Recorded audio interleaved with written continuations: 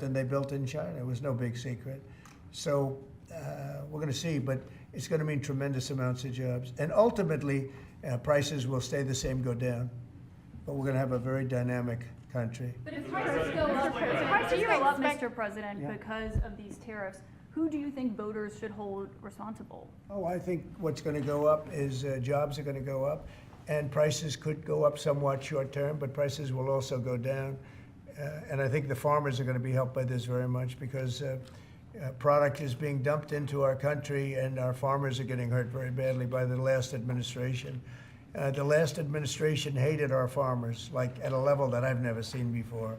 I think our farmers are going to be helped. Jobs are going to be helped, but our farmers are going to be helped. Our manufacturers are going to be helped. And again, if somebody wants to come in, including the car companies, if they want to come in and build car plants, they'll do it without tariffs, and therefore prices won't go up. There could be some short-term disturbance, but long-term, it's gonna make our country a fortune. So Americans should prepare for some short-term pain. No, possibly. you said that. I didn't say that. You know? Well, if the prices go up, Let's see what happens. Nobody really knows what is going to happen, other than we know that jobs are going to be produced at levels that we haven't seen before. We know that we think interest rates are going to ultimately be coming down because of things that happen, and they go hand in hand with the tariffs. But we think that the prices for some things, many things, it could be all things, will go down. Ultimately, will go down. Mr. President, can you explain the timeline here, sir? There's a period of time for a review, a report, 180 days.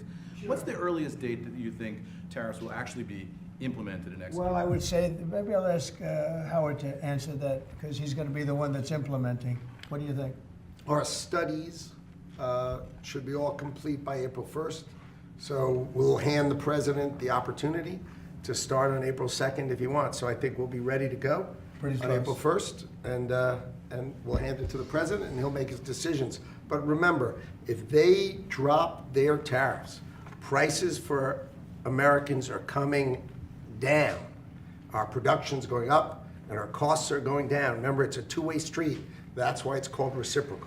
Have you spoken to any American CEOs directly about this? Are they calling you and asking for I've spoken to exemptions, many, for and example? many love it. And they say this is going to be the thing that makes our country really prosperous again. And this is going to be what pays down to $36 trillion in debt and all the other things. And this is going to be, this is an amazing day. I think this is going to be a very big day, and in a very positive way for our country. Yes, please. Mr. President, you've talked about the VAT and the EU before, and your concerns with how the EU treats you. Do you have a number in mind on the European Union? Do you have an idea of where that number is going to land? Well, what they are now is they have a 20% VAT tax, which we're considering to be similar or the same as the tariff. Plus, they charge lots of fees, and you know they're doing something else. European Union's been very tough on our companies. They sued Apple, they sued Google, they sued Facebook, they sued many other companies, and they're American companies, and the kind of numbers are staggering. And the court system over there is not very good to our companies. If you know that Apple had to pay, I think, $16 billion in a penalty. A court case that was really shocking because most people thought they would have won that court case, people that watched it. So they've been very tough. Airlines have called me up and they said, could you help us with Europe because they're charging us so many different fees. I got a call from the head of American, United, and other airlines saying every time we land a plane, we get just absolutely killed by the European Union.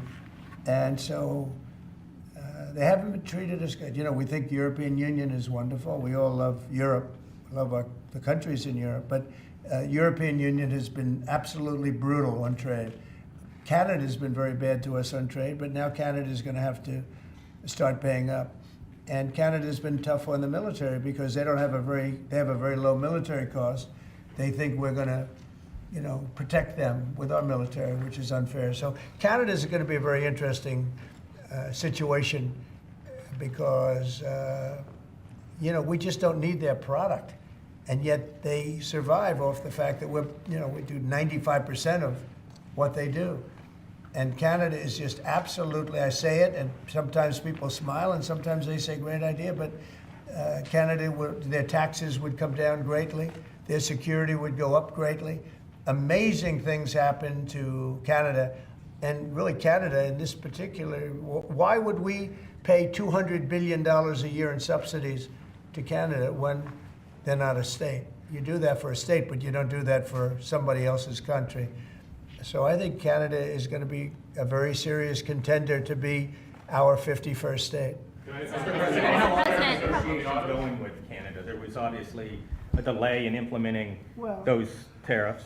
I spoke to Governor Trudeau on numerous occasions, and we'll see what happens. But it just sets up so good for them. Look, the people would pay much less tax than they're paying right now. They'd have perfect military protection. They don't have any military protection because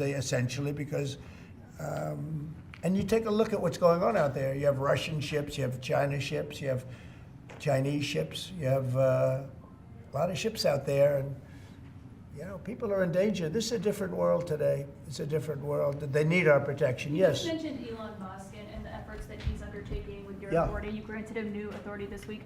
Will he secure any new government contracts while he is working on DOGE? No, for you? not if there's a conflict. If there's no conflict, I guess what difference does it make? But we won't let him do anything having to do with the Are conflict. you personally checking to make sure there's no conflicts of interest? Yeah, I am. He answers to you. Sure, he does.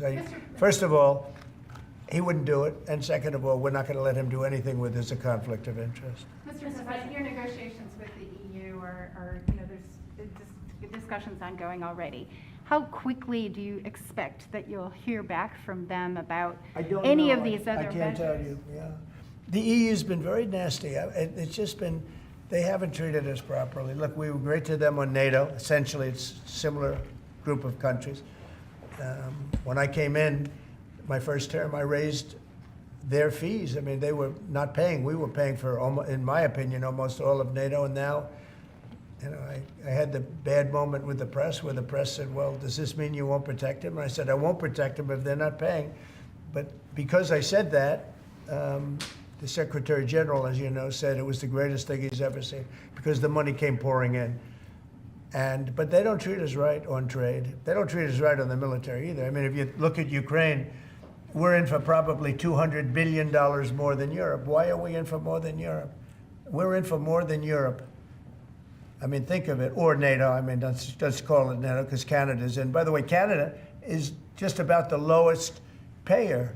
Also, they shouldn't be. They are just about the lowest payer in NATO, in addition to everything else. So Canada's really been taken advantage of. And if they had to pay just something modestly fair, they wouldn't be able to succeed as a country. And that's why I feel they have to become a state. Yes, ma'am. Thank you, Very Mr. President. critical of- Is it your expectation that partners will offer major concessions and that you actually don't end up applying those tariffs? No, I think that a lot of them will stay the same, and whatever they pay, I'll pay. I mean, we'll have a lot of them stay the same. I think some. Look, I heard as an example, EU lowered their tax on cars down to the exact same amount that they were much higher. They were approximately 5 times higher, and they lowered them down to the exact tax that we're charging. That took place like yesterday or the day before. Is that a correct statement? I think so, yeah. Do you expect any exemptions or waivers? I don't expect that, no. This is a simple system. I mean, there wouldn't be any. And in the case of Apple, I gave them a waiver, an exemption in my first term because Samsung was in South Korea. And Samsung didn't have to pay the tax because it was a tax on China. And Apple makes a lot of their product in China. So I did that because it wouldn't have been fair.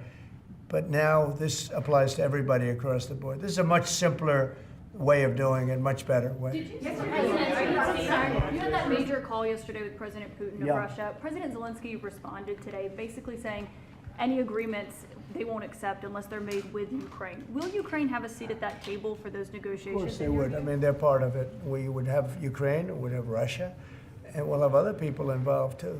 A lot of people, a lot of forks in the. A lot of forks in this game. I'll tell you what, this is a very interesting situation, but the Ukraine war has to end.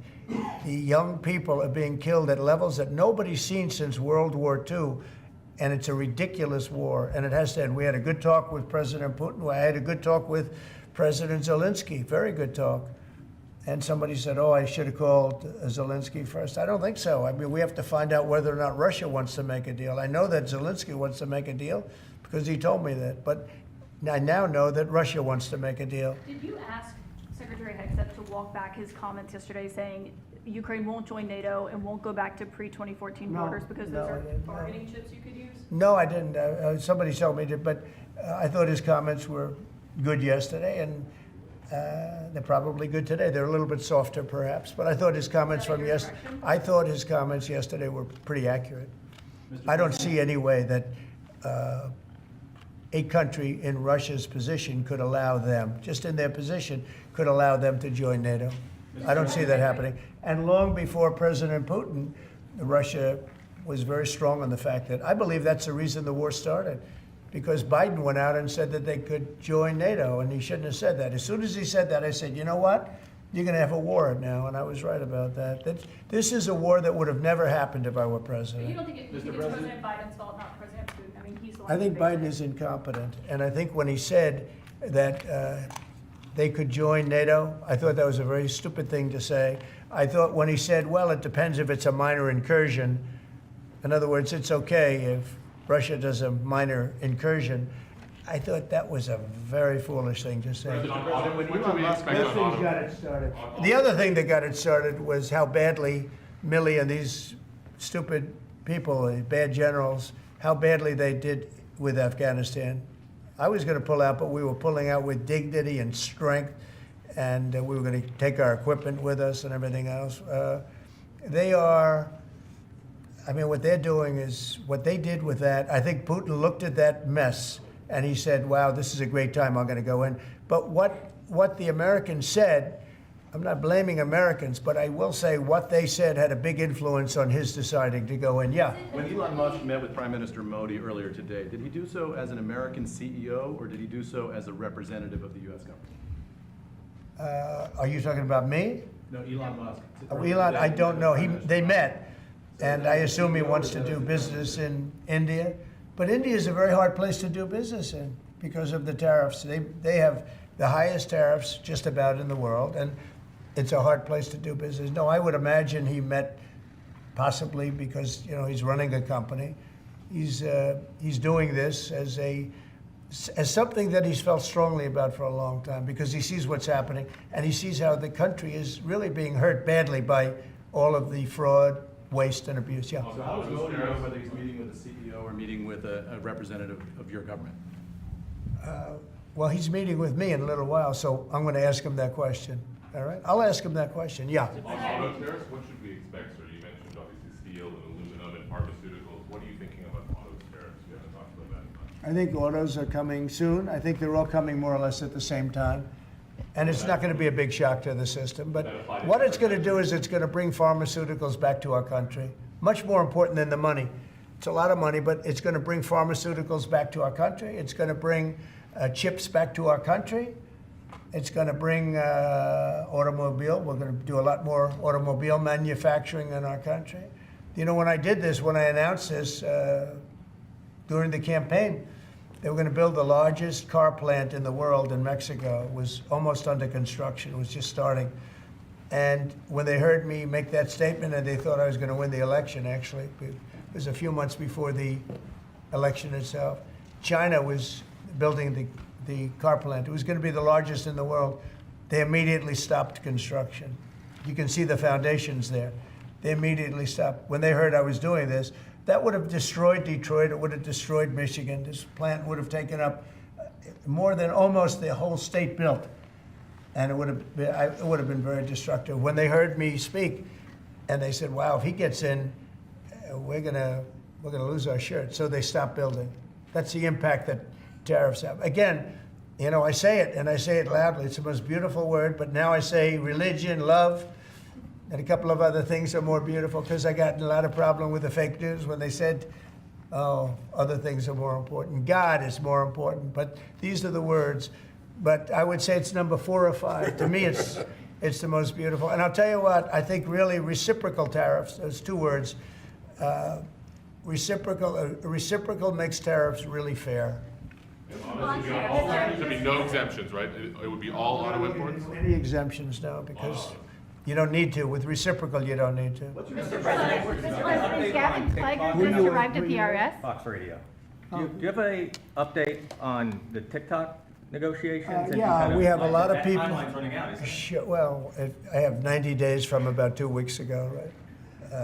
And I'm sure it can be extended, but let's see, I don't think you'll need to. We have a lot of people interested in TikTok, and I hope to be able to make a deal. I think it would be good. You know, people have learned it's very popular, and we'll have to probably get approval from China to do it, but we have a lot of people that are interested, and a lot of people, I think China will be interested because it's to their benefit too. So I look forward to that, but we have a lot of people that are interested in TikTok, quite a few. Mr. President, Doge workers arrived today, Gavin Clegg and others arrived today at the IRS. Do you expect to close the IRS, or what are you expecting? No, to I don't happen? expect You it, talked but, about the ERS. but I Someday. think that the Internal Revenue Service will be looked at like everybody else. Just about everybody's going to be looked at. So it's they're doing a hell of a job. It's an amazing job they're doing. And you know, that force is building. I call it the force of super geniuses, but it's building. And you know, they go up and they talk to some of the people about certain deals, and the people get all tongue-tied. They can't talk because these people get it. They're very smart people. We need smart people. Yes, Brian. On tariffs, sir. Yeah, Brian. Yes, sir. Mr. President, I know that during the campaign, it was huge in Pennsylvania as far as bringing back manufacturing. Have you talked to any CEOs since the tariffs were announced on steel and aluminum? What's the feedback from those guys? They are in love with it. As you know, in Pennsylvania, U.S. Steel is through the roof. They're all through the roof. That's why I didn't want U.S. Steel to make a deal with Japan or anybody else. I think it's going to do great. But I think maybe more than anybody else, the steel companies and aluminum companies, they're in love with what's happened. And this will eventually be the car companies and chip companies. We have to have chips made in this country. Right now, everything's made in Taiwan practically, almost all of it, a little bit in South Korea. But everything, almost all of it is made in Taiwan. And we want it to be made. We want those companies to come to our country, in all due respect. You know, they took the business away. Taiwan took our chip business away. We had Intel, we had these great companies that did so well, and it was taken from us, and we want that business back. We want it back in the United States. And if they don't bring it back, we're not going to be very happy. Sir, on tariffs, are you, Pharmaceuticals as well in China. That's national security to bring that back. Yeah, China and other places. We want to get the pharmaceutical and drug business back into the United States, where it should be. Right? sir, on tariffs, are you concerned that the countries that would be most affected, like India, would just shift their trading to China? No, I'm not concerned about anything, really. I mean, I'm just doing what's fair. This is a very fair thing. This should have been done a long time ago. I would have done it, but then COVID hit. I was getting ready to do this years ago, and first time we had the most successful economy in history, and then COVID hit, and this was going to be the thing that I was most waiting to do, but it was awfully hard to do this with Italy and France and Spain, and all those people were dying, and then we put tariffs on. See, I have a big heart. Sir, on Ukraine, when Putin says that he really wants peace, do you believe him? Yeah, I do. I believe he wants peace. I believe that President Putin, when I spoke to him yesterday, I mean, I know him very well. Yeah, I think he wants peace. I think he would tell me if he didn't. I'd like to see peace. Do you trust President I Putin? believe that, I believe that he would like to see something happen. I trust him on this subject. I think he'd like to see something happen. I think it could have happened a long time ago. I think Biden, number one, it shouldn't have started, but it did. And now all those cities are knocked down, like demolition sites. All those beautiful golden towers are knocked down. There's nothing going to replace them. But much more importantly, you lost millions of people. A lot of soldiers, but you lost millions of people. When they knocked down those cities, and they're all laying down on the side, they're lying down just in ashes and all crumbled up concrete. They literally look like a world-class demolition site. And many of them, almost all of them, but many of them, and this should have been done by Biden years ago. This should have never been allowed to happen. I know he's a friend of yours. But couldn't Putin just withdraw his He's a friend of tweets today. CNN. That's why nobody watches CNN anymore, because they have no credibility. Okay, who else? Yes, please. Sir, if you can find a buyer in the United States for TikTok, do you think Xi Jinping will authorize the sale of it, or will I'm going to make it worthwhile for China to do it. I think so. I mean, I got to know TikTok because during the election, I ended up with 36% higher than my opponent with youth. Okay, that never happened before. That's always been a Democrat thing, youth. It became a Trump thing. And I think TikTok, I think Joe Rogan was a part of it. Some of the great people that I did interviews with were a part of it. But I think that TikTok was I think it was a big part. Look, as you know, we were up by 36% with youth. The Republican was never up with youth. And I focused on TikTok, and I found it to be amazing, actually, and very fair. And I think the image of TikTok is different than it was before the election. I think people saw it, and they view it as a positive, not a negative. I think it'll be to China's advantage to have the deal be made, yeah. How much money do you think you'll raise from tariffs on an annual basis? That's the most interesting question. I think it'll be a staggering amount. It will be the external, I call it the External Revenue Service. That was a name that was devised by a few of us, but I think it's going to be a staggering amount. We've heard the number 1 trillion floated in meetings with senators. Is that a number you've thought of? I don't know, but already the Senate's saying, well, wait a minute. They're looking at some of the numbers and they're saying, whoa, look, we want to, I say America first. I say make America great again. That's what we're doing. I think it's the most important thing I've signed. I've signed some very important things. Right to try was so important. I mean, a lot of important things. Space Force, the biggest tax cuts in history. This could be one of the most important things that we've ever signed. Do you expect the Russians and President Putin to attend the summit in Saudi Arabia? Eventually, yeah. Not quite yet. It's a little early. They're having a meeting in Munich tomorrow. Russia is going to be there with our people. Ukraine is also invited, by the way. Not sure exactly who's going to be there from any country, but high-level people from Russia, from Ukraine, and from the United States. Do you want to have Russia back to the G7, sir? I'd love to have them back. I think it was a mistake to throw them out. Look, it's not a question of liking Russia or not liking Russia. It was the G8, and I said, what are you doing? You guys, all you talk about is Russia, and they should be sitting at the table. I think Putin would love to be back. Obama and a couple of other people made a mistake and they got Russia out. It's very possible that if that was the G8, you wouldn't have had the problem with Ukraine. And if I was president, you definitely wouldn't have had the problem with Ukraine. Russia would have never attacked Ukraine. But you ask a very good question, the G8. It used to be the G8 and then these people threw them out. And I was arguing with Trudeau and with numerous of the people. Actually, Prime Minister Abe, a great man from Japan, agreed with me 100%, and some of the others did too. But I got there, it was the G7, as you know. They had already been terminated. I think it would have been very helpful, and it still would be helpful to have Russia be a part of that mix. And I think if they were, I don't think you would have had the problem that you have right now. Russia Kicked them is out, part of course, the because G20. They kicked them out, of course, because they illegally annexed Crimea. I mean, how would you have responded if Russia invaded or took over? They took Crimea during Obama. They took, well, now they're looking to take the whole thing. Then they took a big chunk of land and people, as you know, during Bush. And now they're trying to take the whole thing during Biden. You know, the only one that didn't give them anything is Trump. They never took anything with Trump, nothing, not 2 inches of property of land. But Crimea was Obama. And then Bush gave them a lot, you remember. And then, in fact, it's a sort of a standard little phrase, and Biden's giving them everything because this is a war that shouldn't have been had. And the only one that didn't give them anything is Trump. It's just the way it is. What's your message from Wall Street about these tariffs? So there's been some nervousness on Wall Street about the impact. So. I mean, there hasn't been very much, and I think it's going to make the United States stronger, and in many ways it could make other countries stronger too. You know, other countries want to have a strong United States. They want to have a strong America. And I think it's going to make us very, very strong, much stronger. And we have a lot of work we're doing on the military. Our military already, I've authorized some contracts to be built that are very substantial. We're building the greatest equipment in the world. We have the greatest military equipment in the world. We're building it. At some point, when things settle down, I'm going to meet with China, and I'm going to meet with Russia in particular, those two, and I'm going to say there's no reason for us to be spending almost $1 trillion on military. There's no reason for you to be spending $400 billion.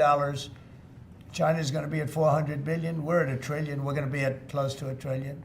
And I'm going to say we can settle this on, we can spend this on other things. We don't have to spend this on military because, and I'm going to be meeting with China. You know, we were trying to de-escalate nuclear, and I was in a position where Russia had agreed and China had agreed we were going to start, and then we had a rigged election, so that never took place. But this one was too big to rig. We won by so much that it was too big to rig. You want to do the China meeting in the United States, or would you travel to China for that? For what? A China meeting? Would you do that here or I there? tell people all the time, you know, the question is who's going to have the first meeting, where are you going to, I say this to Putin, to President Xi, I say to everybody, never bothered me, you know, I'm willing to say I'll go first. It doesn't matter. It's the end result that counts. So it doesn't make any difference. When do you want to have a conversation about global defense spending, you, China, Well, I'd Russia? like to have that, as soon as things settle down, I'm going to have that conference, primarily with China and Russia, because those are the two that really are out there. And we're going to have them spend a lot less money, and we're going to spend a lot less money. And I know they're going to do it. They agreed to it. We were talking about denuclearizing, and President Putin and I agreed that we were going to do it in a very big way. There's no reason for us to be building brand new nuclear weapons. We already have so many you could destroy the world 50 times over, 100 times over. And here we are building new nuclear weapons, and they're building nuclear weapons, and China's building new nuclear weapons, and China's trying to catch up because, you know, they're very substantially behind, but within 5 or 6 years, they'll be even. And we're all spending a lot of money that we could be spending on other things that are actually, hopefully, much more productive. Hopefully, there'll never be a time when we need those weapons. If there's ever a time when we need nuclear weapons, like the kind of weapons that we're building and that Russia has and that China has to a lesser extent, but will have, that's going to be a very sad day. That's going to be probably oblivion. Do you see that as separate conversations, or do you see one giant summit with you, Xi Jinping, and Vladimir Putin? Yeah, I could see that. Let things calm down a little bit. You know, when I left, we had no Middle East problem. We had no Russia going into Ukraine. They never would have done it. Putin never would have done it. And I came back, and we got like the whole world is blowing up.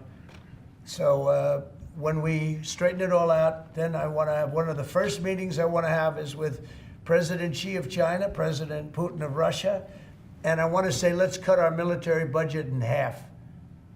And we can do that.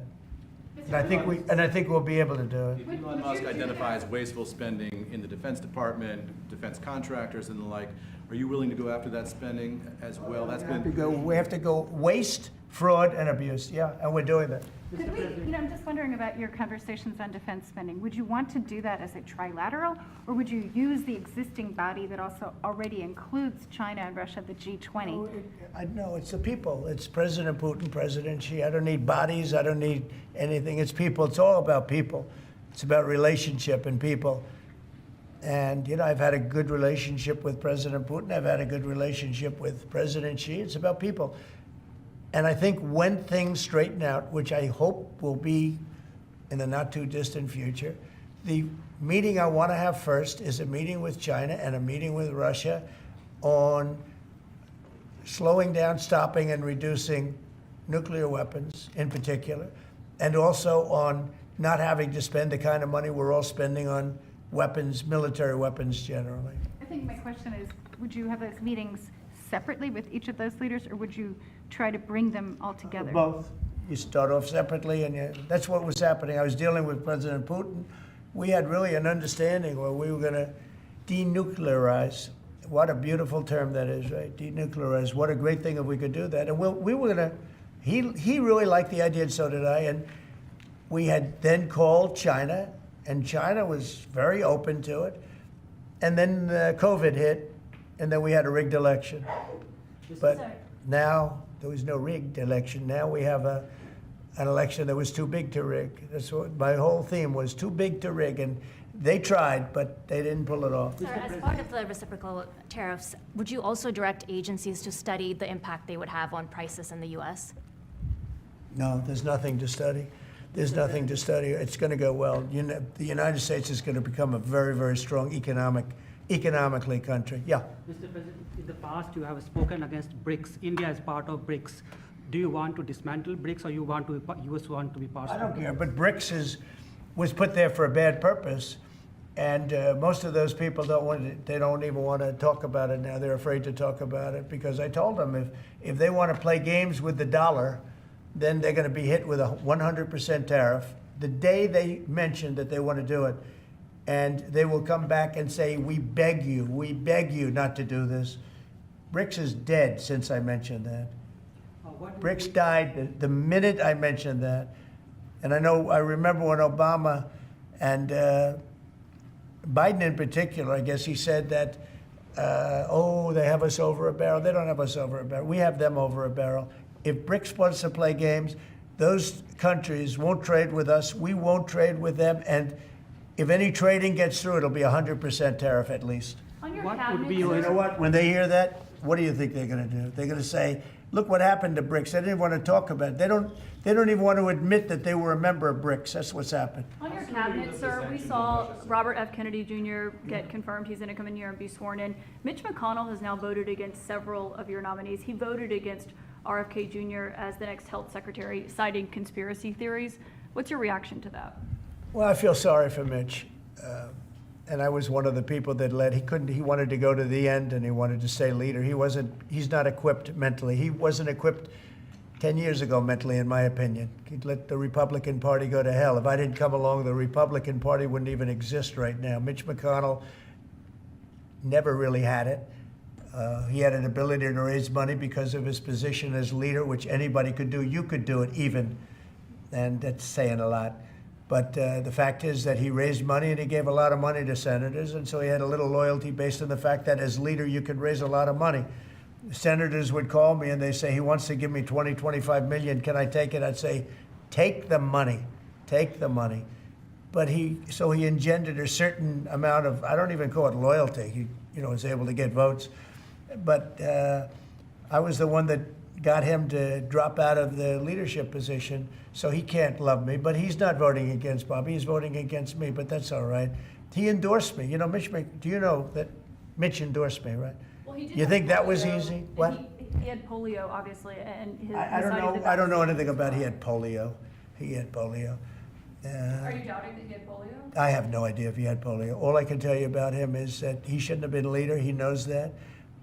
He voted against Bobby. He votes against almost everything now. He's a very bitter guy, and we have a very strong party, and he's almost not even really a very powerful member. I'd say he's not a power. He's lost his power, and it's affected his vote.